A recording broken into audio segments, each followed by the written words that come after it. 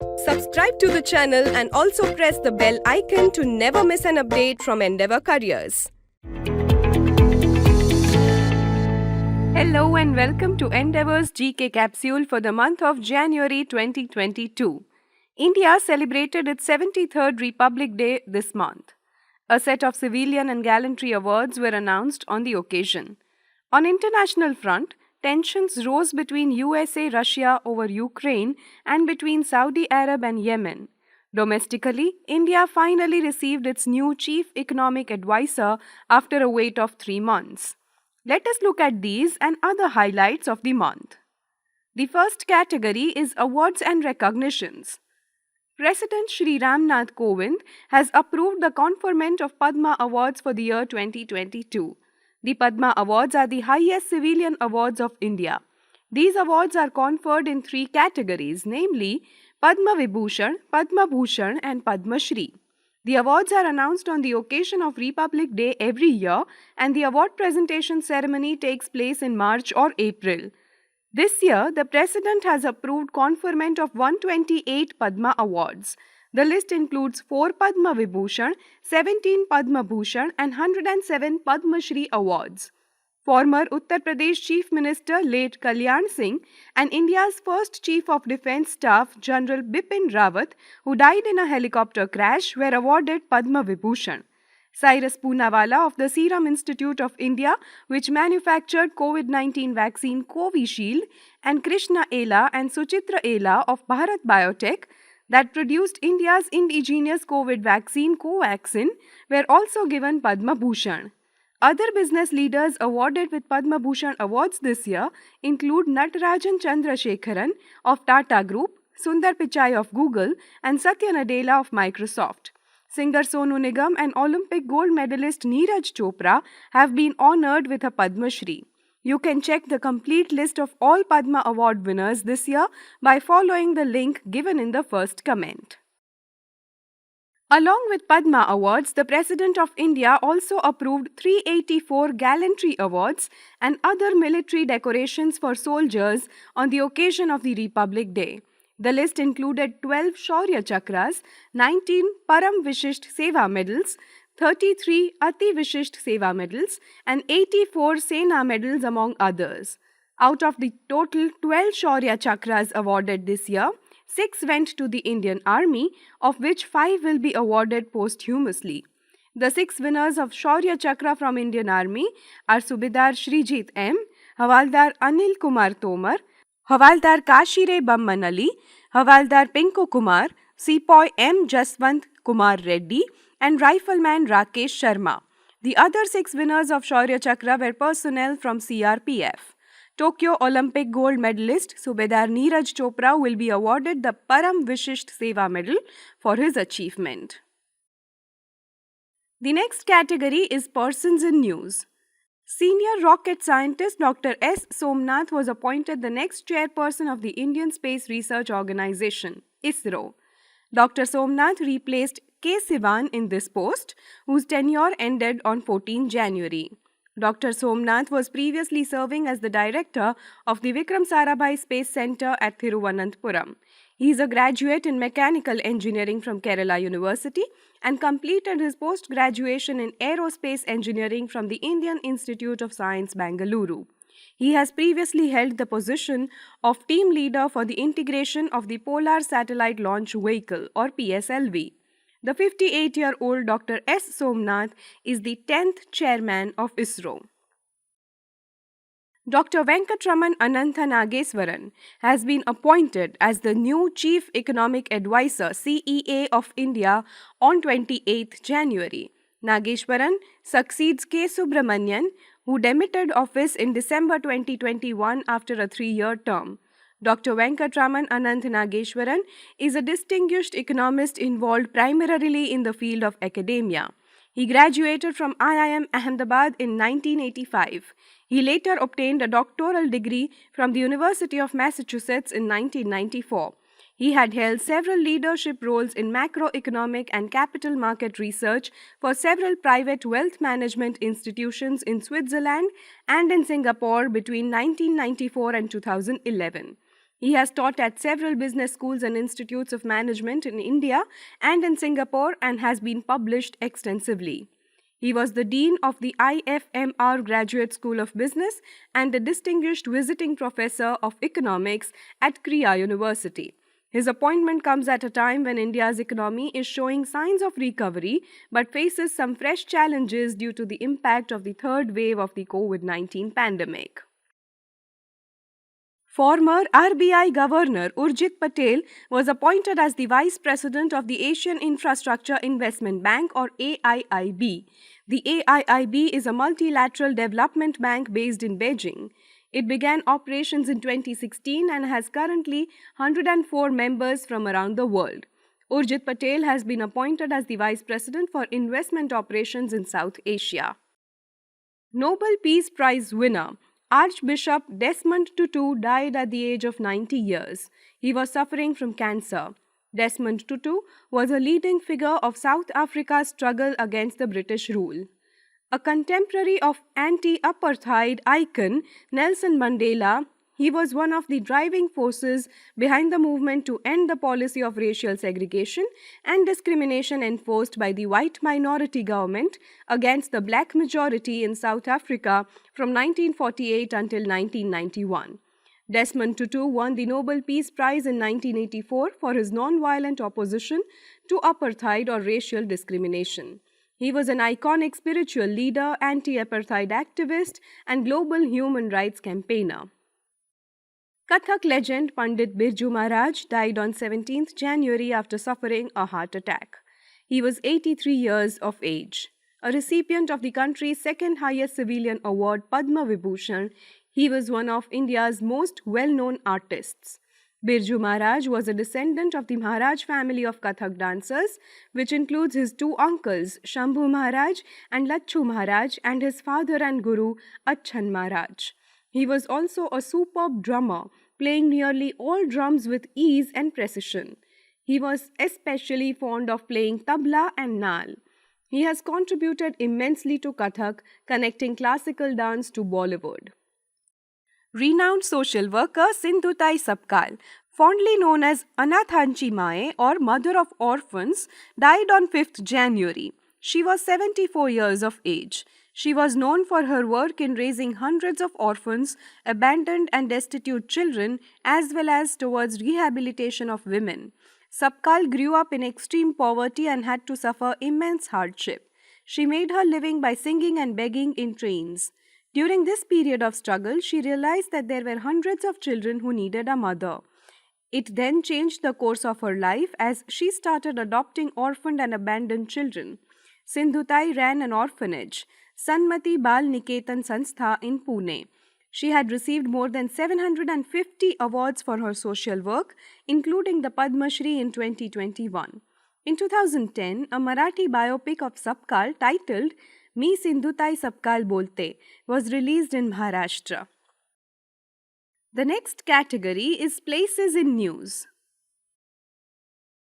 The Parliament of Indonesia has passed a law to relocate the country's capital from Jakarta to a new city named Nusantara. The plan was formulated as Jakarta is prone to flooding due to climate change. Jakarta is also one of the world's most overpopulated city. It also suffers from chronic congestion and air pollution. President Joko Widodo first announced the capital would be relocated in 2019, but the move was delayed due to the coronavirus pandemic. The new city, Nusantara, is located in East Kalimantan province of Borneo Island. The setting up of new capital city will cost an estimated $32.4 billion. The initial relocation will start from current year. 23 people, including 9 children, died due to cold on 9th January after their cars got stuck on snow-covered roads leading to the town Murri. All those who died were tourists. It is a popular tourist destination on the outskirts of Pakistan's capital, Islamabad. After the latest snowfall, the local social media was flooded with people enjoying snow in Murri. This led to a rush of tourists. About 1 lakh cars made their way to the city, blocking all the routes. Due to continuous snowfall and traffic congestion, thousands of vehicles were stranded on roads in cold night. At least 6 people were frozen to death in their cars.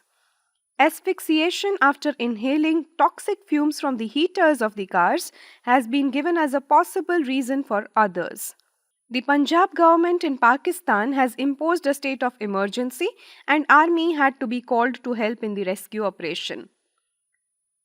Let us now look at major highlights in the category of national news. India celebrated its 73rd Republic Day on 26 January 2022. The day was celebrated with the iconic parade at Delhi's Rajpath, showcasing India's military power and cultural diversity. Given the rising coronavirus cases, strict COVID protocol was in place as only 5,000 people attended the celebrations. No foreign dignitaries were invited as chief guests during the Republic Day parade. This year's celebrations are significant as it is the 75th anniversary of India's independence, being observed as Azadi Ka Amrit Mahotsav across the country. President Kovind posthumously awarded Ashok Chakra, the country's highest peacetime gallantry award, to Assistant Sub-Inspector Babu Ram, who was killed fighting terrorists in Kashmir. The officer's wife received the award on his behalf. The parade was led by Lieutenant General Vijay Kumar Mishra. How Indian Army uniforms and rifles evolved during the decades since independence was on display at the parade. 3 contingents of the army wore uniforms and carried rifles from previous decades, and 1 wore the new combat uniform and carried the latest Tavor rifles. The contingents of security forces were followed by tableaus from states that showcased India's cultural diversity, with themes ranging from the freedom struggle to biodiversity. Uttar Pradesh's tableaus, based on the theme One District, One Product and Kashi Vishwanath Dham, was adjudged the best at this year's Republic Day parade. A flypast by 75 aircraft and helicopters in Dhwaj formation was the highlight of this year's parade. The Supreme Court of India upheld the constitutional validity of 27% reservation for OBCs in all India quota seats in medical courses through NEET. A bench of Justices D.Y. Chandrachud and Justice A.S. Bopanna passed an order on 21st January upholding the 27% OBC reservation and 10% EWS quota for NEET, UG and PG admissions this academic year. Speaking for the bench, Justice Chandrachud said that high scores in an examination are not a proxy for merit. Merit should be socially contextualized as an instrument to bring equality. In such a context, reservation is not at odds with merit. He further said that merit cannot be reduced to narrow definitions of performance in a competitive examination. The competitive examinations are not reflective of excellence, capabilities, and potential of an individual, which are also shaped by lived experiences, subsequent training, and individual character. The competitive examinations do not reflect the social, economic, and cultural advantage that certain classes enjoy in our society and contributes to their success in such examinations. Addressing the constitutional issue, the court said that the Articles 15.4 and 15.5 are not contradictory to Article 15.1. Having upheld the constitutional validity of 27% OBC reservation in NEET, the court, however, said that the validity of 10% quota for economically weaker section or EWS will be discussed at length by another bench of the Supreme Court later in March this year. A new development took place in the Pegasus snooping controversy on 28 January after the New York Times published the findings of its investigation in the matter. According to a year-long investigation by the New York Times, the Indian government bought Israeli spyware Pegasus in 2017 along with a missile system as a part of a $2 billion deal. The report mentions that the deal was finalized during Prime Minister Narendra Modi's visit to Israel in July 2017. Few months later, Israeli Prime Minister Benjamin Netanyahu visited India in 2018, and in 2019, India voted in support of Israel at the United Nations Economic and Social Council. The New York Times report details how the Pegasus spyware was used globally by Mexico to target journalists and by Saudi Arabia against the associates of columnist Jamal Khashoggi. The report says that Israel provided Pegasus spyware to Poland, Hungary, and India, among other countries. A global consortium of media groups had revealed in July 2021 that the Pegasus spyware had been used by several governments around the world to snoop on opponents, journalists, businessmen, etc. The Indian leg of the investigation conducted by The Wire had reported that among the potential list of targets were Congress leaders, political strategist Prashant Kishore, the then Election Commissioner Ashok Lavasa, now Information and Technology Minister Ashwini Vaishnav, along with several other prominent names. Responding to the controversy in Parliament in July, the Government of India denied the purchase or use of Pegasus and said that the report was an attempt to tarnish India's democracy. After many petitions filed against the alleged snooping by the government, the Supreme Court in October has appointed a committee headed by retired Justice R.V. Ravindran to look into the matter. Let us now look at major highlights in the category of international news. Tension between Russia and Ukraine has reached a very high point, with Russia deploying more than 1 lakh troops on its border with Ukraine on 30th January. Ukraine says that Russia is trying to destabilize the country. Despite the warnings of serious consequences from the US and European leaders, Russia has continued to increase military buildup near Ukraine. Russia says the NATO's expansion in Russian neighborhood threatens its interests. NATO, or the North Atlantic Treaty Organization, is a military grouping of Western countries. Russian President Vladimir Putin has demanded a ban on further expansion of NATO to include Ukraine, Georgia, or other countries in Russia's neighborhood. Russia is demanding NATO to stop its military cooperation with Ukraine and other former Soviet republics. In response, the US has taken a mixed approach. The US has declined to stop its military cooperation with Ukraine, but said that it is open to discussing other issues including deployment of missiles in Eastern Europe near Russian border. The US has ruled out sending troops to Ukraine or taking other direct military measures against Russia in the event of an invasion. But Washington has threatened to impose severe economic sanctions on Russia if it makes any military move. The crisis has unleashed a flurry of diplomatic moves, with the US, NATO, and the European Union holding talks with Russian officials. 2 Indians and a Pakistani were killed in a massive explosion in Abu Dhabi on 17th January. The blast was believed to be a drone attack on a petroleum tanker of Abu Dhabi National Oil Company. Yemen's Houthi rebels have claimed the responsibility of the drone attack. Houthi is a rebel group in Yemen which is fighting against the Yemeni government backed by a coalition of Saudi Arabia and UAE. These rebels, believed to be supported by Iran, have in the past carried out a number of drone attacks on oil installations in Saudi Arabia as well. As a revenge for the drone attack, Saudi forces carried out airstrikes on Houthi camps in Yemen, killing about 14 persons. The attacks have opened a new front in the Yemen war and further reduced hopes of any resolution to the conflict. India got its first ever export order for BrahMos missiles on 14 January. The Philippines signed a contract with BrahMos Aerospace Limited. BrahMos is an India-Russia joint venture. It is a supersonic cruise missile that can be launched from submarines, ships, aircraft, or from land platforms. The $374 million contract is to supply these missiles to the Philippines Navy. Other countries in Southeast Asia, including Vietnam and Indonesia, have also expressed their interest in buying BrahMos from India to secure their defense architecture. The next category is news from the field of business, economy and industrial sector. Vodafone India Telecom Company has announced that the Government of India will hold 35.8% of its shares and become the largest shareholder in the company. The announcement was made on 11th January after the company's board approved the conversion of interest liabilities into equity. The interest liability arises out of spectrum auction installments and dues owed to the government for use of airwaves into equity. The net present value of the interest is expected to be about $2.16 billion. Besides the 35% stake to the government, Vodafone Group would hold around 28.5%, while Aditya Birla Group will hold 17.8% stakes in Vodafone Idea. Bharti Airtel, which is also facing a similar liability, said that it will not convert interest and government dues into equity. The Government of India officially handed over Air India to the Tata Group on 24th January. The strategic disinvestment of Air India successfully concluded with the transfer of 100% shares of Air India to Tata Group along with the management control.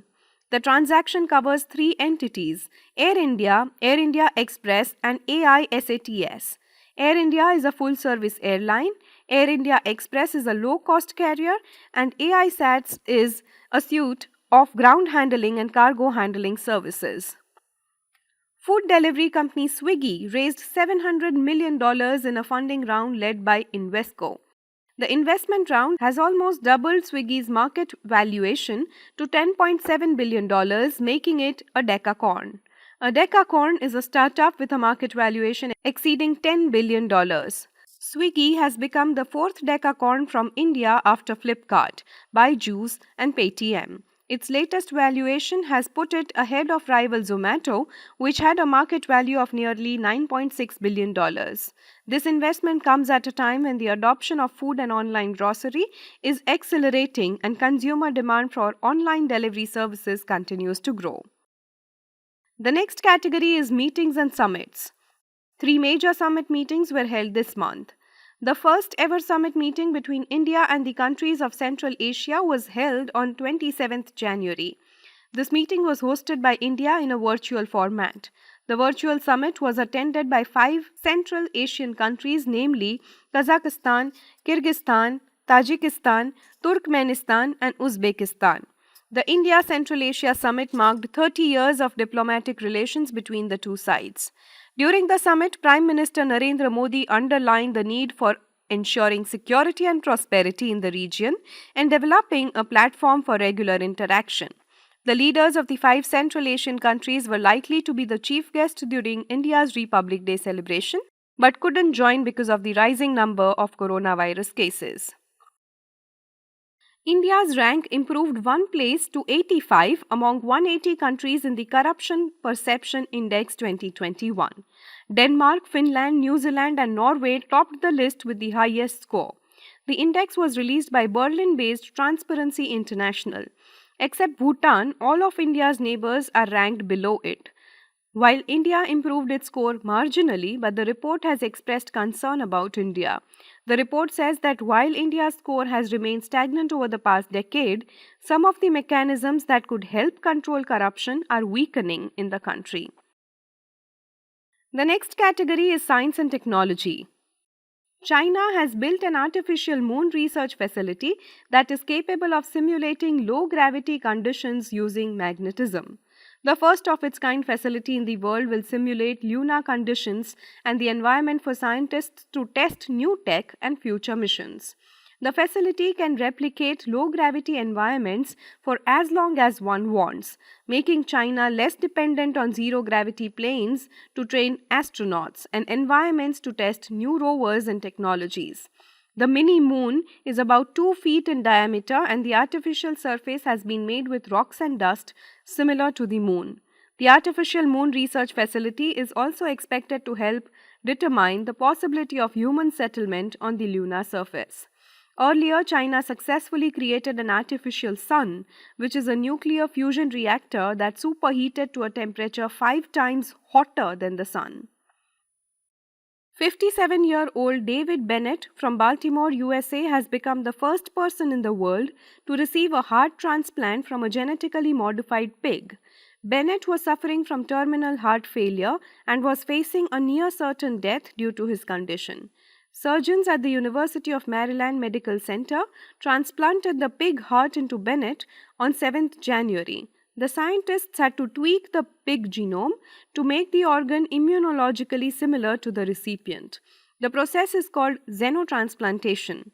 Bennett is doing well after the experiment. The next category is sports. Rafael Nadal defeated Daniil Medvedev in the men's singles finals of the Australian Open 2022 on 30th January to win his 21st Grand Slam title. It was one of Nadal's greatest title victories. He came back from 2 sets down in the final to win a 5-set match against Medvedev. This was Rafael Nadal's second Australian Open title and overall his 21st Grand Slam title. With this, he has surpassed Roger Federer and Novak Djokovic, both of whom have won 20 titles each. Nadal has also become only the fourth man to win each of the four Grand Slams twice. Earlier, Novak Djokovic had to pull out of Australian Open after a controversial visa issue. Djokovic's stubbornness against getting vaccinated for COVID-19 cost him the chance to play in the tournament, while Roger Federer didn't take part due to his recovery from a right knee injury. While Rafael Nadal won the men's singles title, Ashley Barty won the women's singles title in the Australian Open 2022. India's Lakshya Sen produced a magnificent effort to beat world champion Loh Kin Yew of Singapore in the final of the Indian Open badminton tournament. Lakshya Sen became the first Indian to win Indian Open men's singles title. He had earlier also won bronze in the World Championship 2021. The Tata Group replaced Vivo as the title sponsor of the Indian Premier League (IPL) for this season and the next. Vivo had a deal of 2,200 crore rupees for title sponsorship rights from 2018 to 2022, but after the 2020 Galwan Valley military face-off between India and China army soldiers, the brand took a break for a year. Last year, Dream 11 was the title sponsor of IPL. In the end, let us look at some other miscellaneous news items. In a rare phenomenon, Sahara Desert witnessed snowfall on 20th January. Sahara is world's largest desert and is one of the hottest places in the world. Sahara has recorded temperature as high as 58 degrees Celsius, but temperature dropped to -2 degrees Celsius on 20th January and world's hottest place received snowfall. One of the most famous tigers in the country, Kaula Valley, passed away in Pench Tiger Reserve in Madhya Pradesh on 18th January. She was 16 years old. Popularly known as Collar Valley because of the radio collar that she wore, she gave birth to 29 cubs over her lifetime. She became one of India's best-known tigers after starring in the BBC wildlife documentary, Spy in the Jungle. The documentary sparked a surge in visitors to the park, many of whom would ask after Kaula Valley. She played a big role in changing the fortunes of Pench Tiger Reserve. With this, we have come to the end of this video. We hope you like the coverage of topics in our monthly GK capsules. Do also watch our other videos. Happy learning. Thank you.